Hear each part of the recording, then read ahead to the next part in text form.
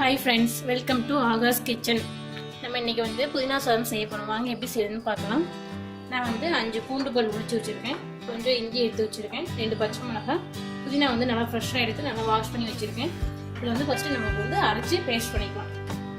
இந்த மிக்ஸி ஜார்ல போட்டு அரைக்கலாம். பச்சை மிளகாய், இஞ்சி, பூண்டு எல்லாத்தையுமே ஒண்ணா போட்டு நம்ம அரைச்சுக்கலாம். அரைச்சு பேஸ்ட் பண்ணி வச்சுக்கலாம். இப்போ புதினா பேஸ்ட் வந்து நான் ரெடி பண்ணி வச்சுக்கோங்க. புதினா பேஸ்ட்டு நம்ம இப்போ எப்படி தாளிக்க போகிறோம்னு பார்க்கலாம். அதுக்கு ஒரு சின்ன வெங்காயம் வந்து கட் பண்ணி எடுத்து வச்சுருக்கேன். கொஞ்சம் முந்திரி வந்து ஒரு 4 பீஸ் வந்து கட் பண்ணி வச்சுருக்கேன். ஒரு 10 வேர்க்கடலை எடுத்து வச்சுருக்கேன் டேஸ்ட்டு பார்க்கலாம். கொஞ்சம் கருவேப்பிலை, ஒரு வரமிளகாய் எடுத்து வச்சுருக்கேன். வாங்க இப்போ எப்படி செய்வதுன்னு பார்க்கலாம். அதுக்கு ஒரு பேன் வச்சு ஹீட் பண்ணிக்கோங்க. ஹீட் ஆகும். சூடானே நம்ம வந்து ஆயில் ஊற்றி பேன் சூடாயிடுச்சு. நம்ம ஆயில் ஊற்றலாம்.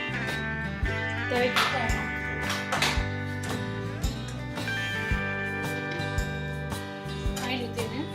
ஆயில் சூடானே ஒரு டீஸ்பூன் கடுகு ஆட் பண்ணுறேன். ஆயில் சூடாயிடுச்சு. நான் ஒரு டீஸ்பூன் கடுகு ஆட் பண்ணுறேன்.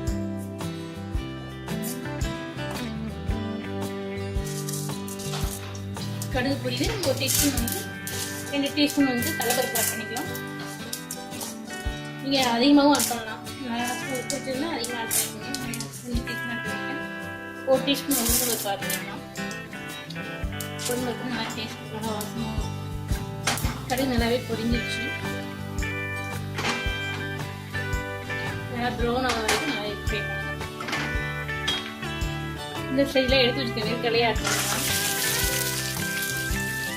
முந்திரி ஆட் பண்ணிக்கலாம். இதெல்லாம் நல்லா ப்ரௌன் ஆகும்.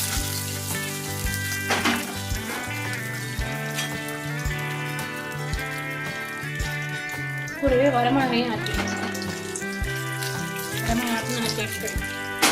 நம்ம ஏற்கனவே பச்சை மிளகாய் வேறு போட்டுருக்கோம். அதில் ஒரு வரமிளகாய் நான் போட்டுருக்கேன். நல்லா ப்ரௌன் ஆகும். பாருங்க எல்லாமே நல்லா ப்ரௌன் ஆகிடுச்சு. நம்ம எடுத்து வச்சுருக்க ஆனியன் ஆட் பண்ணிக்கலாம். நல்லா மிக்ஸ் பண்ணி வைக்கணும்.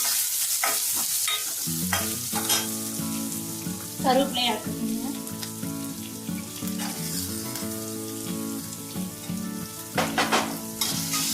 நல்லா மிக்ஸ் பண்ணி வச்சுக்கணும். வெங்காயம் வந்து நல்லா ப்ரௌன் ஆக வரைக்கும் கொஞ்சம் நல்லா வதக்கணும்.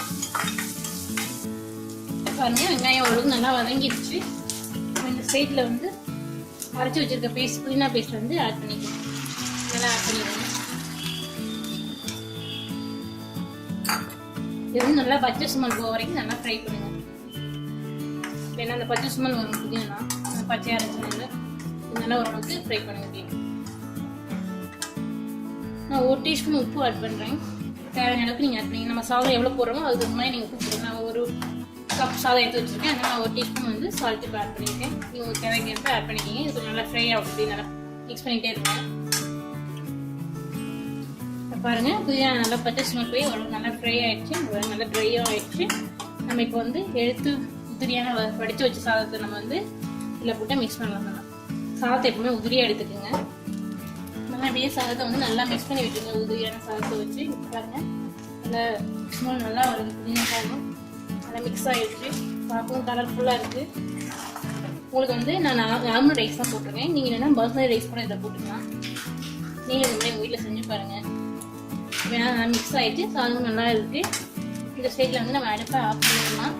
அடுப்பை ஆஃப் பண்ணிடுங்க. பாருங்கள் பார்க்கவே நல்லா கலர்ஃபுல்லாக இருக்குது. இப்போ சத்தான சுவையான புதினா சாதம் ரெடி ஆயிடுச்சு. நீங்களும் உங்கள் வீட்டில் செஞ்சு பாருங்கள். உங்களுக்கு பிடிச்சிருந்தா இந்த வீடியோ லைக் பண்ணுங்கள், ஷேர் பண்ணுங்கள், கமெண்ட் பண்ணுங்கள். மறக்காமல் ஆகாஷ் கிச்சனை சப்ஸ்கிரைப் பண்ணுங்கள். Thank you friends.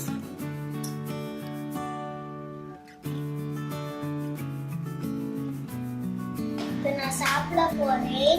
இந்த வீடியோ உங்களுக்கு பிடிச்சிருந்துச்சுன்னா லைக் பண்ணுங்கள், ஷேர் பண்ணுங்கள், கமெண்ட் பண்ணுங்கள். மறக்காமல் ஆகாஷ் கிச்சன் சப்ஸ்கிரைப் பண்ணுங்கள். இன்னும் நாளைக்கு பார்க்கலாம். Bye bye.